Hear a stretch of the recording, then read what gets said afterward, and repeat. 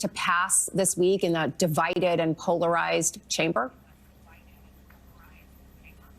I do. Every time we've had a CR, I absolutely felt like it was going to fail. And Democrats have had to carry each continuing resolution that we've had to make sure that the government stayed open. And so, ultimately, I think we'll come down to doing the same thing that we've done the entire 118th Congress is Democrats will most likely have to carry the day. But if Speaker Johnson is put into that situation again, that means that we will at least get some of our priorities across the finish line. Well, let's talk about that. If there are Republican holdouts that are preventing Johnson from passing the CR and you need Democrats to lend a hand in the effort, what exactly will the Democrats be asking for in exchange? What are the priorities that you are going to push as leverage for this CR to get the government funded?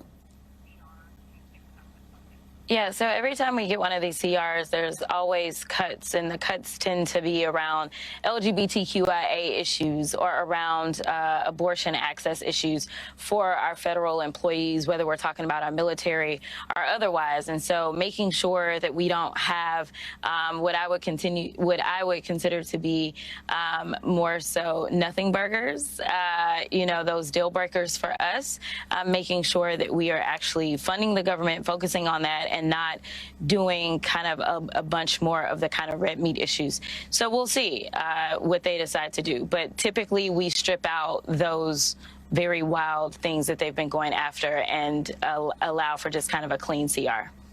Well, let's switch gears from Capitol Hill to a New York City courtroom. This week, Daniel Penny was acquitted in the chokehold death of Jordan Neely on a New York subway. You called the decision a miscarriage of justice. Yesterday, Penny joined J.D. Vance and Donald Trump as a guest at the Army-Navy football game. Why do you think the GOP leadership has championed Penny's cause, and what do you make of this going forward for the administration's responsiveness to questions of violence and perhaps even the violence against individuals like Jordan Neely who are trans, are out, or African American in these public places? Yeah, when I was practicing civil rights law and I would end up at protests and things like that, one of the things that I used to talk about is that justice should not be something that evades everyone or situations where it's just us, right? We are living in a world in which we are seeing modern day lynching take place in front of our eyes, and it's okay. That is considered justice, right? And, if we are really going to say that we believe in justice and equality for all, then it doesn't look like this. It doesn't look like because I am black or because, let's say, I'm brown or because I'm something other than a white male, then somehow it is okay to kill me.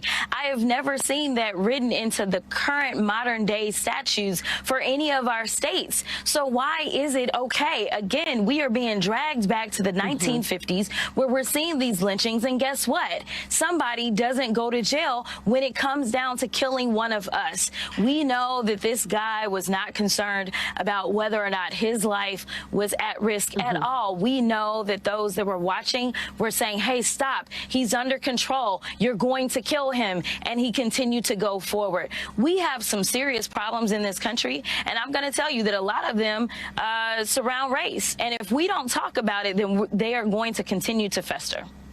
Let me ask you about a different question. You have been very outspoken about the need for President Biden to use his clemency power to address and perhaps even pardon those individuals who have been convicted of nonviolent drug offenses, many of whom are black and brown. We talked about the pardon power with Rachel Barkow from NYU in the last hour.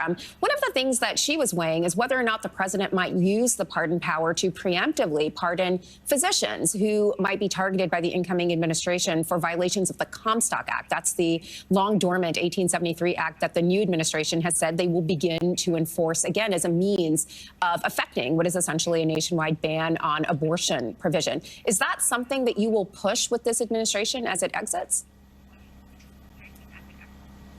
Yeah, I mean, I hadn't decided that was one of the things that I was going to drill in on at this moment.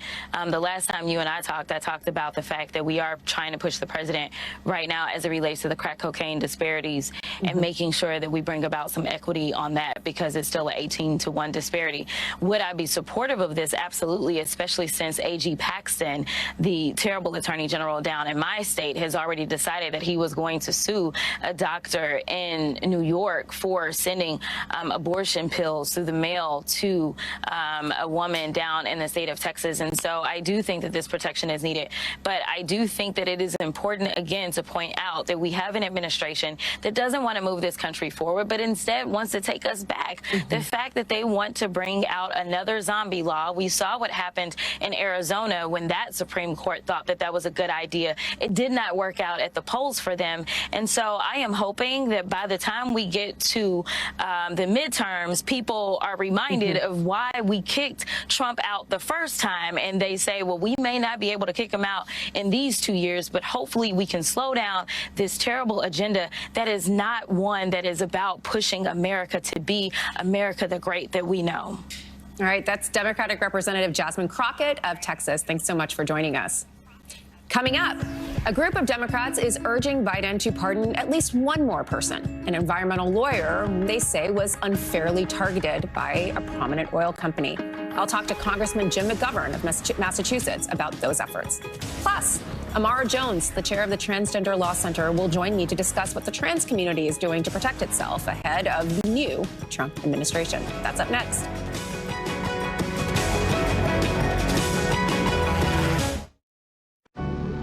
Doesn't matter what I made you for. This is what you were meant for.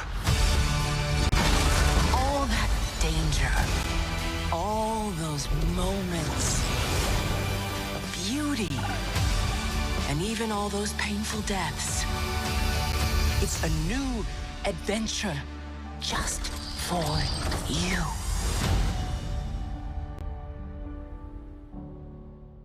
Taking care of your family is hard work, especially when schedules change. Join the 29 million people who have turned to Care and find support in your area for kids, seniors, pets, and homes. All from background-checked caregivers, rated and reviewed by people like you. That's hours and hours of goofing around. Hundreds of lovely afternoons. Mile after mile of WALKs and acres of expertly cleaned floors. Find care that fits your schedule. Go to care.com now. When my hair started to thin, I thought, am I gonna have any hair left? After I gave birth, my hair wasn't even thinning, it was gone. When I spoke to my dermatologist, he immediately pointed me in the direction of Nutrafol. It's 100% drug-free and clinically tested. Within 3 months, my hair was fuller. It's longer, it's so much thicker. I had more scalp coverage. It was so nice to be noticed for my hair after hiding it for so many years. Start your hair growth journey at Nutrafol.com. This is the first party she remembers. This is her first graduation. This is the big one. More parties. This is her first apartment. Her first real art. Her first real dinner party. This is where she fell in love. Here. And also here. This is their first dog. Their third winter. Their fifth summer. Their first holiday card. Their first home. Who knew life would take them so many places? Push 3, take. I want our viewers to feel seen and heard. Suddenly they change the rules. I want them to feel like I'm their voice.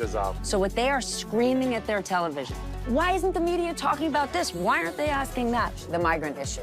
I'm hoping the way we approach the show, the questions we ask, are the same things you are asking your friends and family. But the question on everyone's mind, that's what we're trying to get at. Because we need the answers, and I think our audience does too.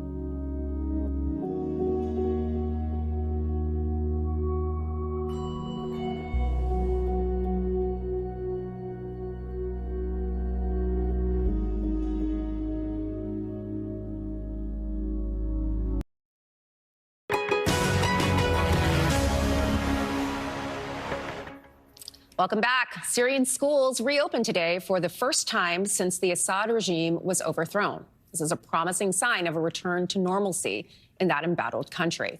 And it comes as Secretary of State Antony Blinken says that the United States has been in direct contact with the forces that are now in charge in Damascus, despite that new group being designated a terrorist organization. Joining me now to discuss all of these developments live in Damascus, Syria, is NBC News international correspondent Matt Bradley. Matt, you've been there reporting on this regime change, and in doing so, you have new reporting on the startling connections in Syria between the international drug trade that helped fund and fuel the Assad regime. What have you learned? Yeah, that's right, Melissa. And you were talking about a return to normalcy. We're seeing signs of that all over the place. As you mentioned, people going back to school, businesses being open. But there's still, as we come upon exactly 1 week and just a couple of hours since the regime fell, we're also seeing more signals of those institutions, the pillars of the regime, the things that held it up, however flimsy they were, falling as well. Here's our report. A week after Bashar al-Assad fled Syria, it's Russia's turn to prepare to withdraw.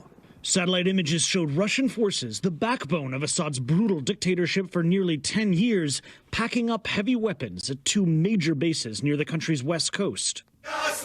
Throughout Syria, celebrations for the fall of Assad and the pillars that once propped up his regime. Like this factory on the outskirts of Damascus. It wasn't so long ago that this place was making potato chips, and then the old regime took it over and turned it into a factory for narcotics. As Syria's economy collapsed during its nearly 14-year-long civil war, the Assad regime relied on drugs as a source of foreign currency. This is Captagon. It's basically like methamphetamine. It would be just as much at home at a nightclub as on a battlefield. Ahmed, a rebel field commander, told me this industry destroyed a whole generation just so Assad can earn as much money as possible. Whoa.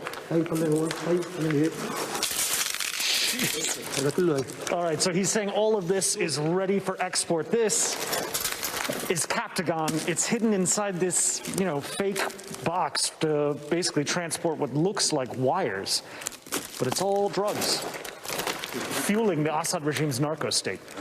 During our visit, the original factory owner turned up. Like many Syrians, he's just returned from exile abroad. So he says that now that he's back, he's planning on developing the factory again and turning it into what it did before, which was making chips and chocolates and snacks. Hope for renewal, like so much else in this new Syria. And Melissa, that factory owner at the end of that package, his story is like so many other people here. He has lost everything. He has to rebuild everything in his life.